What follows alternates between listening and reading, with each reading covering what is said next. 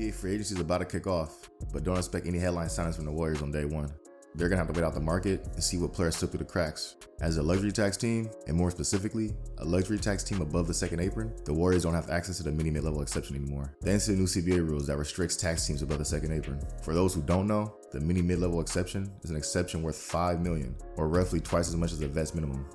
It's the same exception they used to sign Dante DiVincenzo last year. So they're going to have to do some bargain shopping with only veteran minimum contracts to fill out the rest of their roster. So in terms of money, the Warriors won't be able to bring any competitive offers to the table. I've only got 7. Damn! Hey look, I'm gonna need CP3 to go ahead and put that Cliff Paul costume on one last time. Fake mustache and all, glasses too. Set up some meetings with some ex-free agent teammates and convince a few of these dudes to come play in the Bay for the minimum. Because there's a few I got my eye on. What's Cliff Paul's model in the commercials? To assist in any way? Well, the Warriors are gonna need a little assistance getting some of these dudes to take a discount. Steph, Clay, Draymond, Chris Paul, Cliff Paul, everybody needs to be recruiting because this new CBA got the Warriors in a financial chokehold. But anyways, man, assuming Draymond resigns, which I believe he will, that gives the Warriors 11 committed roster spots. They also made Ty Jerome a restricted free agent, meaning they have the rights to match any offer.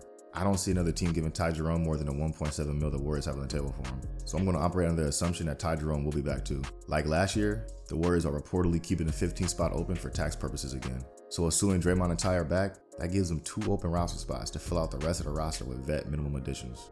Based off Warriors GM Mike Dunleavy's presser, the Warriors are prioritizing shooting, two-way play, and size in free agency. Keeping that in mind, let's look at some free agent targets for the Warriors. I had a list of guards I was going to go through, but with Ty Jerome seemingly coming back, and the Warriors only having 2 more roster spots open, we're only going to go over wings and bigs in this video. I ain't going to hold y'all much longer, man. Let's get into it.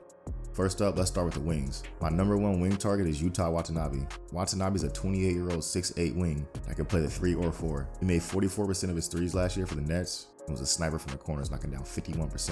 At 6'8" with a 6'10" wingspan, Utah's a decent team defender with length. He's not a lockdown defender by any means, but he's capable of executing a defensive game plan. He would basically be an Anthony Lamb upgrade.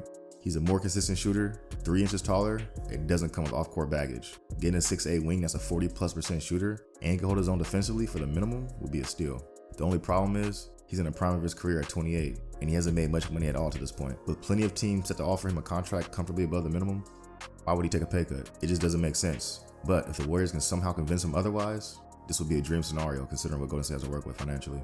Next up is Torrey Craig. Craig's a 6'7", 220-pound wing capable of playing a 3 or 4 as well. He's 32 years old, and he was the Suns' main perimeter defender last year.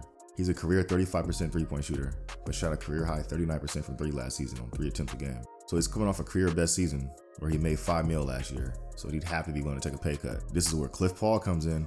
Cliff and Craig have been teammates the past few years, so the hope is he can sell him on playing with 4 Hall of Famers for the chance at a title. I consider Torrey Craig a long shot, but again, if the Warriors can pull it off, this would be a huge signing. Next is Jay Crowder. Crowder's an interesting one. Before last year, I would have said he could easily command a $10 million a year contract. But after how things played out, I'm not sure if that's the case anymore.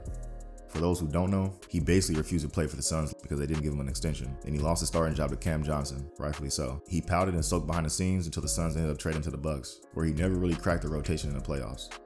On top of that, he's about to be 33 next week, so a combination of things lowered his value. Now, is his value low enough for him to entertain vet minimum offers? I don't know, but it doesn't hurt to check in. He's a 6'6" power forward that can still knock down shots and play some solid defense. Again, one of Chris Paul's ex-teammates. I think he's a more realistic option than Craig and Watanabe, but we'll have to wait and see. Next up is Joe Ingles. He's not the player he used to be on the Jazz, but he's a 6'8" dribble pass shoot guy.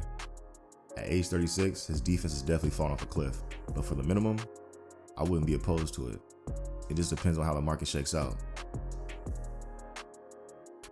Moving on to bigs, first up we got Mason Plumlee. Plumlee's coming off a campaign with the Clippers, and I gotta say, he still looks good. Even at age 32, he's still pretty athletic. He can pass, rebound, and protect the rim a little bit. But at 6'11", he would immediately be the tallest guy on the team, and would provide some much needed size off the bench the Warriors are lacking. He's still good enough that he should get offers above the minimum, but hopefully their allure of ring chasing convinces him to come to the Bay.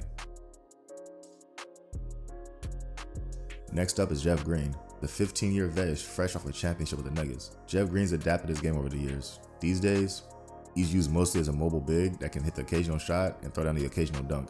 He hasn't shot well from 3 the past 2 years. He was at 28% last year, but he's a capable shooter when left wide open. His value comes from his positional versatility. He's a natural power forward, but he's capable of stealing minutes at the 3 and 5. He's more than capable of filling in multiple roles as a vet that's been in the league forever. And somehow, he's still got a little juice left in those knees. Now, Dario Saric is one of my favorite targets for the Warriors. He's 6'10", so he has that traditional size to go along with three-point shooting.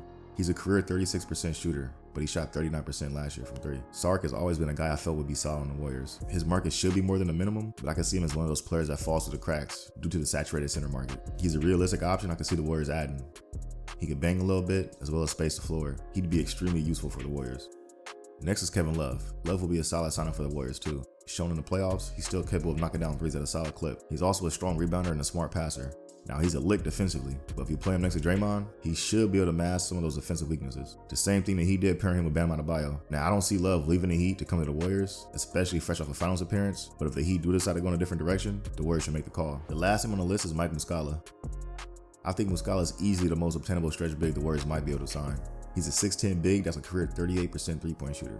He's a 10-year vet and a solid locker room presence. He's just a super solid vet minimum signing. If the Warriors strike out on some of the other options I mentioned earlier, Muscala's a guy I would look at. He's not as talented as these other dudes, but he's a 6'10" big body that can shoot. Anyways, that's all I got for y'all. If you got any other names you want to see the Warriors sign, drop them in the comments. If you enjoy the content, do me a favor and like the video. It's much appreciated and it helps the channel grow. Thanks for watching. I'll tap in with y'all after free agency plays out.